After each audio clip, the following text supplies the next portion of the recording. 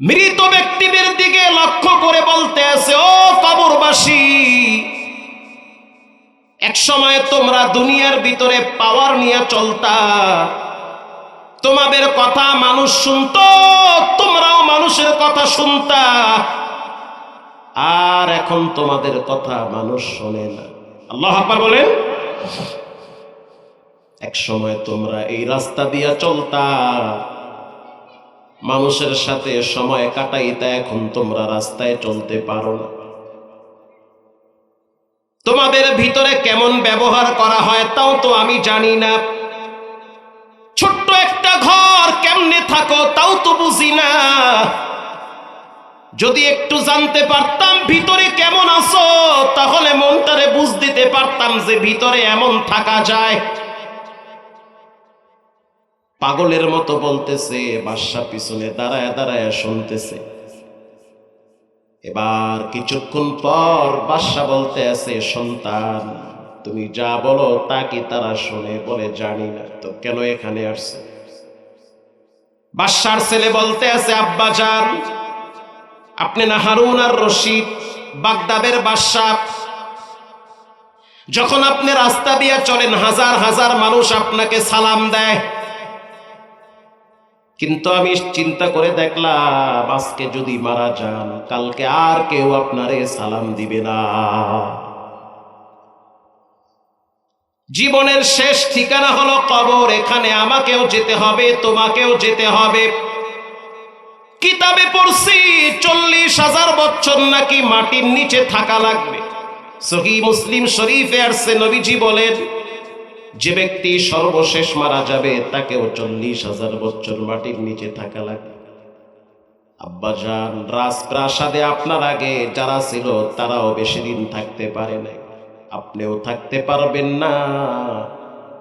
যেই জায়গায় লম্বা টাইম থাকা লাগবে সেই ঘরের পাশে আইসা মাঝে মাঝে খোঁজ খবর নেওয়া দরকার। আল্লাহু আকবার জোরে বলেন। নির্বাচনের গরম চলে তো এই জন্য ওয়াজ ঘুরাই দিছে এদিকে, আর আমারে কইয়াও দিছে আপনি ওদিকে গেলে ঝামেলা, এদিকে যান।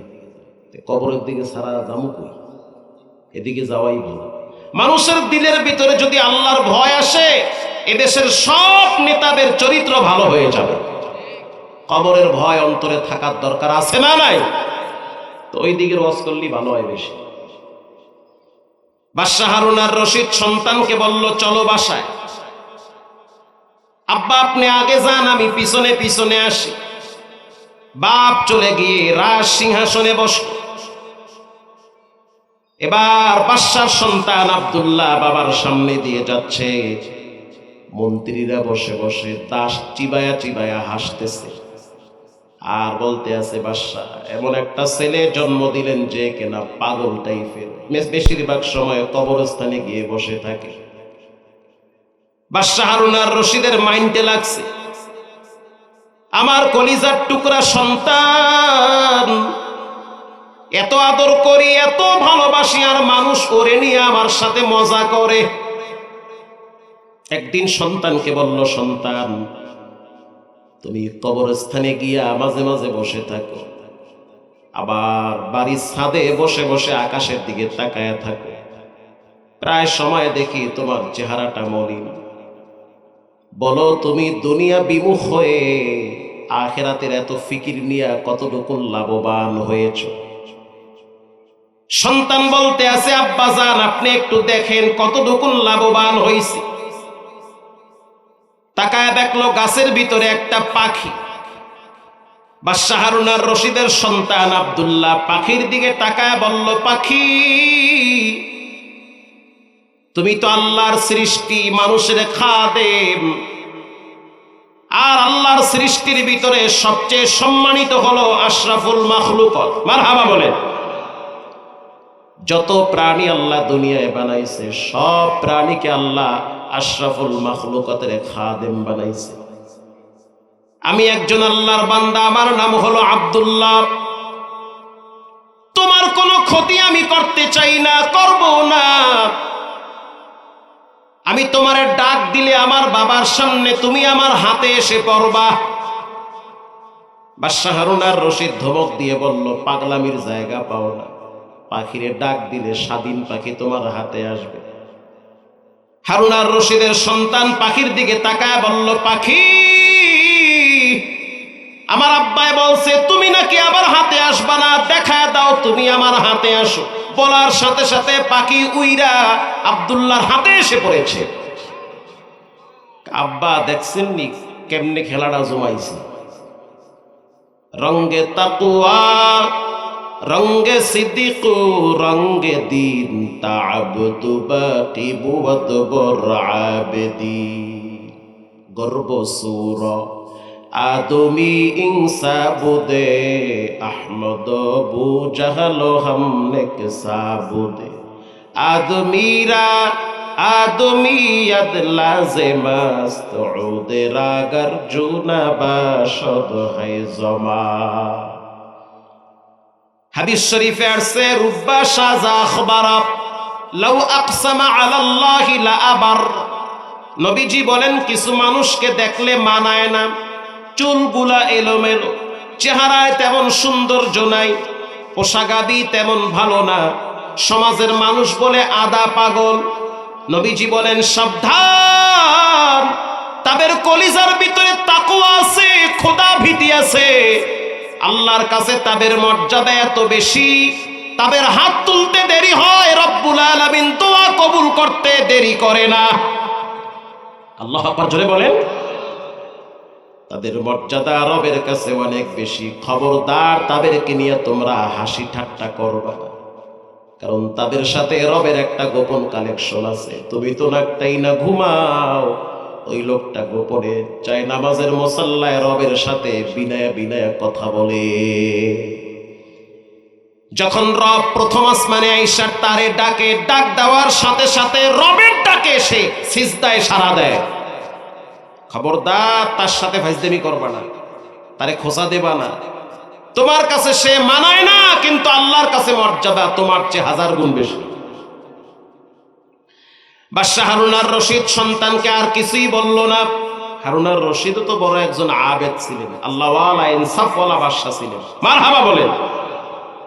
বুঝতে পারছে আমার সন্তানটা দুনিয়া বিমুখ, তার ভিতরে রবের ভয় আছে। তার বাহ্যিক সুরত যদিও বাদশাহী না, কিন্তু তার কলিজার ভিতরে রবের রাজত্বর বিশাল একটা অংশ দান করেছে। আল্লাহর রাজত্বের ভিন্ন একটা অংশ আল্লাহ তাকে দান করেছে। সুবহানাল্লাহ বলেন। একদিন বাদশা হারুন আর রশিদ তাকায় দেখলো সন্তানটা পাগলের মতো ঘরে ঢুকতেছে। হারুন আর রশিদ বলতে আছে, সন্তান, রাজ দরবারের একটা সম্মান আছে, আবল তাবল পোশাক পরা চলবে না। পাগলের মতো চললে মানুষ আমারে লজ্জা দিবে। পোশাক চেঞ্জ করো, ভালো পোশাক গায়ে লাগাও। বাদশা হারুন আর রশিদের সন্তান খুব কষ্ট পাইল। আব্বা জান, আপনি আপনার রাজত্ব নিয়ে থাকেন, আমি আমার রবের সন্ধানে চলে গেলাম। ঘর থেকে চলে গেল হারুন আর রশিদের সন্তান। বাগদাদ থেকে চলে গেছে বসরায়। বসরায় যাওয়ার পর বসরার একজন মুহাদ্দিস ছিলেন, আবেদ ছিলেন, যার নাম হলো আবু আমের বসরি রহমাতুল্লাহ। অনেক লম্বা মানুষ, অনেক সুন্দর মানুষ, বড় আল্লাহওয়ালা মানুষ, বড় দিনদার মানুষ। আল্লাহওয়ালা যারা, তাদের সাথে বসলেও বড় মজা লাগে। আল্লাহর পেয়ারা বান্দা যারা, তাদের কথা শুনলেও দিলে শান্তি পাওয়া যায়। মারহাবা বলেন। আবু আমের বুসরি বলেন, আমি প্রত্যেক দিন বাজারে যাই। বাজারে যাওয়ার পর কামলা খরিদ করি। ধনী মানুষ আবু আমের বুসরি, অনেক টাকার মালিক, অনেক বড় একজন মুহাদ্দিস, অনেক বড় শাইখুল হাদিস, অনেক বড় একজন সুলতানুল আরিফিন আবু আমের বুসরি। তিনি বলেন, আমি ফজরের নামাজের পর বসরার একটা বাজারে গেলাম কামলা খরিদ করতে। আমার কিছু কামলা দরকার, যে কিনা আমার ওয়াল নির্মাণ করবে, আমার বাউন্ডারিকে সুন্দর করবে। সকালবেলা গিয়া দেখলাম প্রথম সারিতে ভালো ভালো কামলারা বসা। চলে গেলাম পিছনে, তাকায় দেখি অনেক ফুটফুটে সুন্দর এক যুবক বসে আছে, যার বুকে আল্লাহর কোরআনটা জড়ানো। আল্লাহু আকবার বলেন। আমি আলেম মানুষ, চলে গেলাম তার কাছে। গিয়া তাকে আমি প্রথমে সালাম দিলাম আর বললাম, তোমার নাম কি? বলল, আমার নাম হলো আব্দুল্লাহ। কোথায় বাড়ি? বলে, বাড়ি জানার দরকার নাই,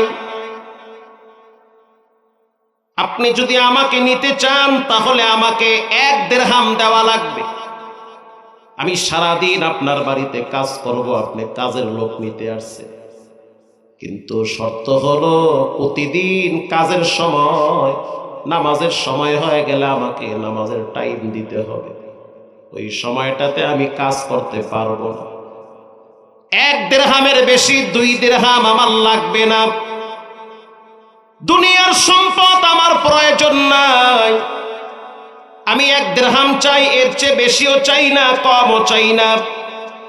আবু আমের বুসরি বলেন, ওর চেহারার দিকে তাকাইয়া দেখলাম কপালের ভিতরে মনে হয় আল্লাহর নূর। আল্লাহু আকবার বলেন। চেহারার ভিতরে নূর চমকাইতেছে, বুঝলাম এটা সেজদার চেহারা, এটা উজুর চেহারা, এটা তাহাজ্জুদের কপাল, এটা আওয়াবিন চাষতের কপাল, এটা তিলাওয়াতুল কোরআনের জবান। মারহাবা বলে লয়ে গেছি বাড়িতে।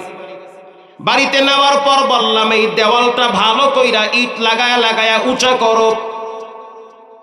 আবু আমের বুসরি বলল, আমি ওই যুবকটারে কাজে লাগায়া দিলাম। কাজে লাগাইয়া আমি একটু বাইরে গেলাম, আইসা দেখলাম 3 দিনের কাজ আধা ঘন্টার ভিতরে কমপ্লিট করছে। আমি তো অবাক হয়ে গেলাম, এ কি মানুষ না জিন না ফেরেশতা? আমি ঘরের ভিতরে চলে গেলাম, যাওয়ার পর আমি গোপনে তাকায়া দেখলাম কি করে। আমি গোপনে তাকায়া দেখতেছি ইট হাতে নেয় আর অটোমেটিক ওয়ালের সাথে খামির সাথে লেগে যায়। হাদিসে আসছে, আইনুহু আইনুল্লাহ, লিসানুহু লিসানুল্লাহ। এটা বুখারীর হাদিস, মামু বাড়ির কিচ্ছা নামিয়া আবার ব্যাটকায়া দিয়েন না, কয় কি মোল্লা। কেউ যদি মালিকের জন্য হয় তখন মালিকের কুদরতি হাত বান্দার হাত হয়ে যায়, আল্লাহর রহমতের হাত তার সাথে সংযোগ হয়ে যায়। লিসানুহু লিসানুল্লাহ, তখন ওই বান্দার জবান মালিকের কুদরতি জবান হয়। বান্দা চেষ্টা করে অল্প, রবের দয়া তার প্রতি বেশি থাকে, অল্প চেষ্টায় তার জন্য সেই কাজ সাকসেস হয়ে যায়। এর পরের দিন আবার তারে আমি খরিদ করার জন্য বাজারে গেলাম, গিয়া দেখি নাই। পরের দিন আবার গেছি, গিয়া দেখি তখনও নাই। পরের দিন আবার গেছি, গিয়া দেখি নাই। আমি ডাইনে বামের কামলাদেরকে প্রশ্ন করলাম, পিছনের সারিতে এক যুবক ছিল, তারে তো আর পাই না। আর একজন যুবক বলতে আছে 3 দিন পর্যন্ত সে জংলার ভিতরে পড়ে আছে, অসুস্থতার কারণে দাঁড়াইতে পারে না। আবু আমের বুসরি বলেন, আমি চলে গেলাম জংলার ভিতরে, গিয়া দেখলাম জংলার ভিতরে একটা ইটের উপরে মাথা দিয়া সে শুয়ে আছে। আমি তার মাথাটা কোলে নিলাম, আমি বুঝতে পারলাম তার জীবনটা কোনো মতে ভিতরে আছে। আমি প্রশ্ন করলাম, আব্দুল্লাহ চলো তোমারে আমি চিকিৎসা করার জন্য বসরা নগরীতে নিয়ে যাই। যুবক বলল, সাবধান, চিকিৎসা করা লাগবে না, যিনি রোগ দিয়েছে তিনি আমাকে একটু পরেই নিয়ে যাবে। দুনিয়ার হাওয়া বাতাস আমার জন্য সংকীর্ণ হয়ে গেছে, আমার জীবন হয়তো একেবারেই মৃত্যুর দ্বার প্রান্তে চলে আসছে। আমি হয়তো বাঁচবো না, কারণ সাকরাতুল মউত শুরু হয়ে গেছে, মৃত্যুর যন্ত্রণা ভিতরে আবার শুরু হয়ে গেছে। আল্লাহু আকবার বলেন। আবু আমের বুসরি বলেন, আমি ওর মাথাটা বুকের সাথে লাগাইলাম আর বললাম, যুবক তোমারে আমি চিনি না, কোথায় তোমার বাড়ি, কে তোমার বাপ, কোন বংশের তুমি, তাও তো জানলাম না। আব্দুল্লাহ বলল, আবু আমের বুসরি, আমার ইন্তেকালের পর আমার একটা পুরান জামা আছে, সেই জামাটা দিয়ে আমারে কবরে দাফন করে দিবে। আর আমার একটা কোরআন শরীফ আছে, আমার একটা আংটি আছে কোরআন শরীফটার আংটিটা আমার মায়ের কাছে পৌঁছায় দিবে। আবু আমের বসরি বলল, তোমার বাড়ি কোথায়? বলে, আমার বাড়ি বাগদাদে। তুমি আমারে চিনবা না। তুমি যদি বাদশাহ হারুনার রশিদকে পাও, হারুনার রশিদকে পাইলে গিয়া বলবা, এই নাও আংটি, এই নাও কোরআন, আব্দুল্লাহ নামের একজন যুবক আপনাকে দিয়েছে আব্দুল্লাহর মাকে দেওয়ার জন্য। আল্লাহু আকবার।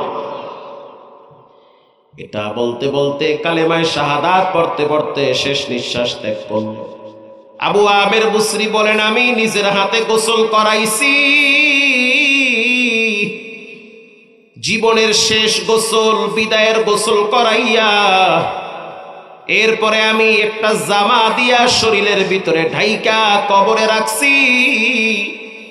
কবরে রাখার পর আমি আংটি আর কোরআন শরীফ নিয়ে বাড়িতে আসছি। রাত্রিবেলা যখন ঘুমাইছি স্বপ্নে দেখতে আসি জান্নাতের বাগানে স্বর্ণের চেহারে বসা আছে, আর পিছনে একজন দাঁড়ায় স্বর্ণের পাখা দিয়া তারে বাতাস করতেছে। আবু আমের বসরি বলেন, পরের দিন সকালবেলা দেরি করি নাই, আংটি আর কোরআন শরীফ নিয়ে চলে গেলাম বাগদাদের দিকে। বাগদাদের শহরে যখন আমি পৌঁছাইলাম, শহরে ঢুকি নাই, কেবল বর্ডারে ঢুকবো, ইন্ডিমিন টাইমে তাকায়া দেখলাম বাদশাহ হারুনার রশিদ হাজার হাজার দেহরক্ষীদের মাঝখান দিয়ে তার ঘোড়াটা যাইতেছে। আমি দূর থেকে হাত উঁচা করে বললাম, বাদশাহ, বসরাত থেকে আসছি একটা গুরুত্বপূর্ণ বিষয় জানার জন্য। বাদশাহ হারুনার রশিদ এবার তার বিশাল বড় সৈন্যবাহিনীকে থামায়া দিল। রাষ্ট্রীয় নিয়ম নীতি সব ঠান্ডা করে দিয়ে হারুনার রশিদ তাকে ডেকে বলল, কে তুমি? বলে, আমার নাম হলো আবু আমের বসরি। কোথায় তোমার বাড়ি? বলে, বসরা নগরীর সামুদ্রিক এলাকায়। কেন আমার কাছে আসছো? বলে, একটা কোরআন শরীফ আর একটা আংটি আছে। দেখি কোরআন আর দেখি আংটি। যখন আংটির দিকে তাকাইছে সন্তানের চেহারা ভাসে। বাদশাহ হারুনার রশিদ নিজের ভিতরটারে কন্ট্রোল কইরা খাদেমকে বলল, আবু আমের বসরিকে রাজপ্রাসাদে দিয়া ওখানে মেহমানদারির ব্যবস্থা করো, রাষ্ট্রীয় কার্যক্রম শেষ করে আমি বাদশাহী মহলে ঢুকবো। রাত্রিবেলা আবু আমের বসরিকে বাদশাহ এবার পার্সোনাল ভাবে ডাকছে। ডাকার পরে বলল, দেখি আংটি, দেখি কোরআন। আংটির দিকে তাকাইয়া বাদশাহ হারুনার রশিদ বসে বসে ফোফায় ফোফায় কাঁদে আর প্রশ্ন করলো, কি ব্যাপার বলো, আংটিটা তোমাকে কে দিয়েছে? বলে, আব্দুল্লাহ নামের একজন যুবক দিয়েছে আংটি। কোরআন শরীফটা কে দিছে? বলে, সেই দিয়েছে। কোথায় সে? বলে, সে তো দুনিয়ার থেকে বিদায়, কবরে চলে গেছে। আমি ওর লাশটারে গোসল করাইছি, আমি ওরে নিজের হাতে কবরে রাখছি।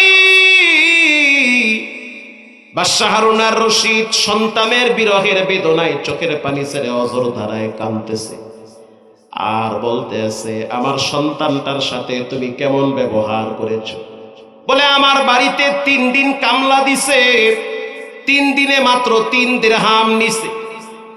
ওরে আবু আমের বসরি, আমার কলিজার টুকরা সন্তানটারে কেমনে কামলা দেওয়াইলি? ওটা তো বাদশার সন্তান, দুনিয়া ছাইরা দিয়া চইলা গেছে জংলায় আল্লাহকে পাওয়ার জন্য। সব মানুষ তো আর বাদশাহী করবে না, কিছু মানুষ তো রবকে পাওয়ার জন্য নীরবে চলে যাবে, ঠিক না বেঠি? কিছু মানুষ ঘরের আড়াল হয়ে যাবে।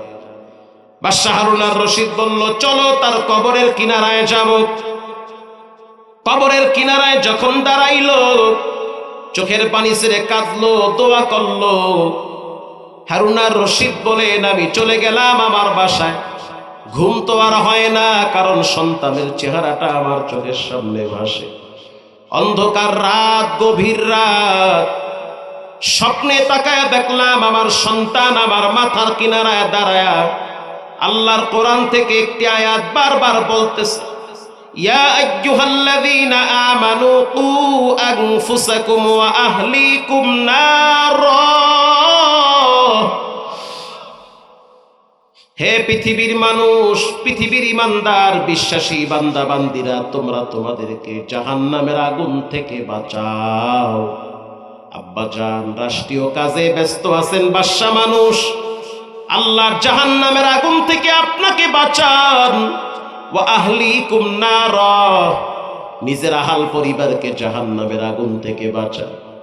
তাহলে চিন্তা করেন, সব মানুষ তো আর দুনিয়ার পাগল হয় না, কিছু মানুষ তো আল্লাহর পাগল আছে না। আল্লাহর হাবিব তার কলিজার টুকরা ফাতেমা রাদিয়াল্লাহু তাআলা আনহাকে ডেকে বলেন, ইয়া ফাতিমা তু ইনকিদি নাফসাকি মিনান নার, ও ফাতেমা তুমি তোমাকে জাহান্নামের আগুন থেকে বাঁচাও। জাহান্নামের আগুন দুনিয়ার আগুনের মতো না। মুসলিম শরীফের হাদিস, জাহান্নামের আগুন 3000 বছর পর্যন্ত রব্বুল আলামিন এটাকে প্রজ্বলিত করেছে। প্রথম যখন জাহান্নামের আগুন বাড়াবার জন্য 1000 বছর পর্যন্ত বাড়ানো হয়েছে। জাহান্নামের আগুন হয়ে গেছে একেবারে লাল। আল্লাহ রব্বুল আলামিন বলেন, হবে না ফেরেশতা, পাওয়ার আরো বাড়াও। দ্বিতীয়বার ফেরেশতা 2000 বছর পর্যন্ত জাহান্নামের আগুনকে বাড়ানো হয়েছে। জাহান্নামের আগুন হয়ে গেছে একেবারে সাদা। আল্লাহ বলে, হবে না রে ফেরেশতা, পাওয়ার আরো বাড়াও, কারণ বান্দারে আমি অনেক নিয়ামত দিছি। আল্লাহর রাসূল বলেন, জাহান্নামের আগুনকে 3000 বছর পর্যন্ত প্রজ্বলিত করা হয়। বর্তমান জাহান্নামের আগুন একেবারে কালো। জাহান্নামের আগুনে যদি কাউকে ফালানো হয়, তার নিজের শরীরটা পর্যন্ত সে দেখতে পাবে না। জাহান্নামের আগুন বর্তমান একেবারে কালো। আল্লাহর রাসূল বলেন, দুনিয়ার আগুনের চাইতে 69 গুণ পাওয়ার হবে আল্লাহর জাহান্নামের আগুন। দুনিয়ার আগুন ডান হাতে লাগলে বাম হাত টের পায় না, ওরে বাম হাতে লাগলে ডান হাত টের পায় না, পায়ে লাগলে কপালে লাগে না, কপালে আঘাত প্রাপ্ত হইলে পায়ে লাগে না। আল্লাহ বলেন, আল্লাতী তাত্তালিউ আলাল আফইদা, জাহান্নামের আগুন শরীরের যে কোনো অঙ্গে লাগলে কলিজা পর্যন্ত ভুনা হয়ে যায়। জাহান্নামের আগুন থেকে নিজেদেরকে যদি বাঁচাইতে হয়, তাহলে জীবনে কখনোই নাফরমানি করা যাবে না। জাহান্নামের 7টা দরওয়াজা আছে, 7টা নাম আছে। আমি বলি নাই, তোমার আল্লাহ কইছে, লাহা সাবাতু আবওয়াব, জাহান্নামের 7টা দরওয়াজা আছে। এক একটা দরওয়াজার এক একটা নাম আছে। যেমন একটা নাম আছে হুতামা, এটাও একটা জাহান্নামের নাম। আর একটা নাম আছে লাযা, এটাও হলো জাহান্নামের নাম।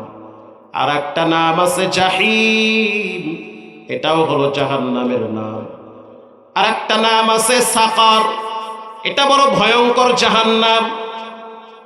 একটা জাহান্নাম আর একটা জাহান্নামকে খায়া ফেলায়, এটার পাওয়ার এত বেশি। এটার পাওয়ার সম্পর্কে রাসূল বলেছেন, এটার তীব্রতা ভয়ঙ্কর থেকে ভয়ঙ্কর। শুধু তাই না, কিয়ামতের ময়দানে জান্নাতীরা জাহান্নামীদেরকে বলবে, ইয়াতাসাআলুনা আনিল মুজরিমিনা মা সালাকাকুম ফি সাকার, সাকার নামক জাহান্নামে কেন আসলা? জাহান্নামীরা বলবে, সাকার নামক জাহান্নামের আসার পিছনে সবচেয়ে বড় কারণ হলো, ক্বালু লাম নাকু মিনাল মুসাল্লিন, আমরা দুনিয়াতে নামাজি ছিলাম না, মুসল্লি হই নাই। নামাজের বেলায় আল্লাহরে ফাঁকি দিছি, ফাঁকি তো আল্লাহরে দেয় নাই, বরং নিজেরে দিয়েছে। কেউ যদি নামাজ ছাইরা দেয়, সে যেন মনে করে তার নিজের পায়ে সে নিজেই জাহান্নামের আগুন লাগাইল। এজন্য যুবক ভাইরা, যত খারাপ সময় পার করেন না কেন, নামাজ ছাড়া যাবে না। নবীজি বলেন, যে নামাজ ছেড়ে দিল, সে যেন দিনের খুঁটিটা ভেঙে ফেলল।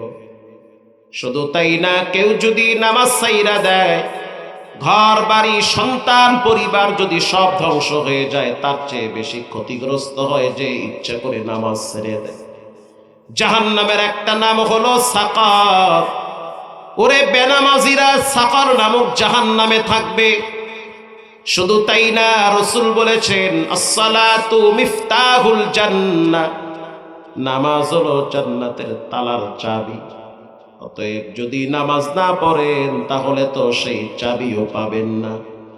যে ব্যক্তি নামাজ পড়ল সে রবের জিম্মায় চলে গেল। মান গাদা ইলাল মসজিদি আও রাহা আ'আদ্দাল্লাহু লাহু নুজুলাহু মিনাল জান্নাতি কুল্লামা গাদা আও রাহা। আল্লাহর রাসূল বলেন, কেউ যদি সকাল আর সন্ধ্যায় মসজিদে যায়, নবীজি বলেন সে যেন অপেক্ষায় থাকে, তার রব তার জন্য জান্নাতে দস্তারখানা বিছায়া দিবে। সুবহানাল্লাহর পাওয়ার বাড়ায় দেন। তার জন্য জান্নাতে দস্তারখানা বিছায়া দিবেন কে? প্রিয় ভাইরা আমার, আজকে মানুষ শীতের ভিতরে নামাজ পড়তে চায় না। শীত বাড়লে মুসল্লি বাড়ে না কমে? কিন্তু পাগলও বাড়ে। শীত বাড়লে মুসল্লি কমে, পাগল বাড়ে। এই দিনাজপুরে ওয়াজ করতে গেছি, ওরে শীত, জানুয়ারি 6 তারিখে শীতের ঠেলায় দেখি হাত পাও লগে নাই, এমন ঠান্ডা। তা আসরের টাইমে এক মসজিদে ঢুকছি নামাজ পড়ার জন্য, ফুলবাড়ি বিরামপুর, এলাকার নাম হয়েছে আমবাড়ি। কি বাড়ি? বাজার মসজিদ। কিন্তু অনেক কুয়াশা, 3-4 দিন নাকি সূর্যই ওঠে নাই। তো উজু করার জন্য উজুখানায় গেছি, বয়ে বয়ে মেসওয়াক করতে আসি যে ট্যাপটা খুলমু নাকি বইয়া থাকবো। এটা হাত দিলেই তো দেখবো হাত নাই, এত শীত। সুবহানাল্লাহ। বারবার দোয়া কালাম পড়তে পড়তে ট্যাপটারে ঘুরলে কেবল হাত দিছি। ওরে আল্লাহ, দেওয়ার লগে লগে দেখি যে আমার হাত নাই। পরে দেখি যে না, হাত আছে কিন্তু ভিতরে শক্তি নেই। মুয়াজ্জিম সাহেবরে বললাম, হুজুর পানি পুনি উড়ান না, ট্যাঙ্কির পানি উড়ান না, এত ঠান্ডা খা। হুজুর গত সপ্তাহে উড়াইছি। চিন্তা করছেন, গত সপ্তাহে ট্যাঙ্কির পানি উড়াইছে, এই পানি এখনো আছে। আমি কি অকন কি? কাইডি সত্য কথা। দেখেন আমনে সহ মুসল্লি মাত্র 7-8 জন, তো পানি তো কমে না। 2-4 জন যাও আহে, হেরাও দেখি ওই বাড়িতে গরম পানি করে উজু করে আয়। আবার কিছু আছে ঠান্ডার ঠেলায় উজু করতে চায় না।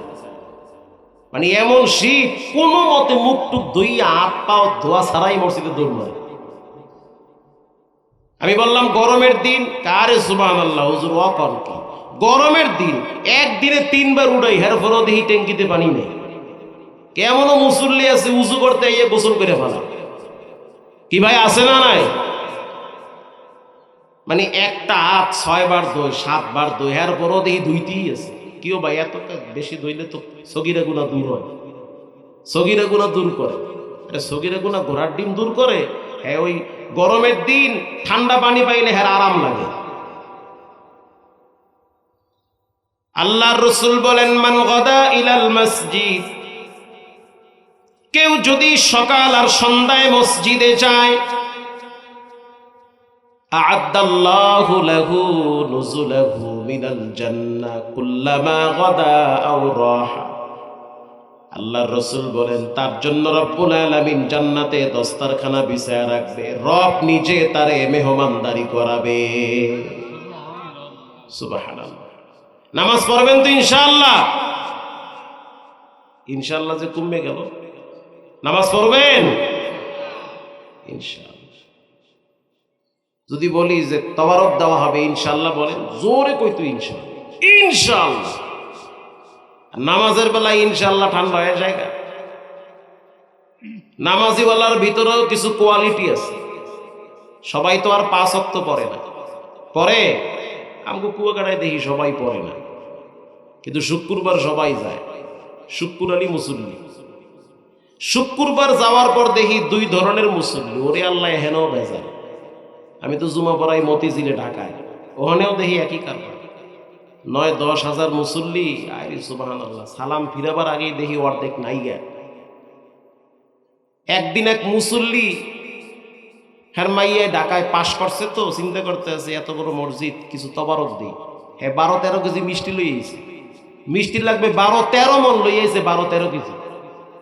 অত লাগবে খাদেম আর ইমাম সাহেবের খাইতে। বিশ্বাস করেন সালাম ফিরাইয়া দেখলাম কোনো মুসল্লি মসজিদে নামে না। ইমাম সাহেবরা গেলাম, হুজুর মুসল্লি দি যায় না। ওই যে বৃষ্টি দেখছে না, ওই দেখলে কি আর যায়?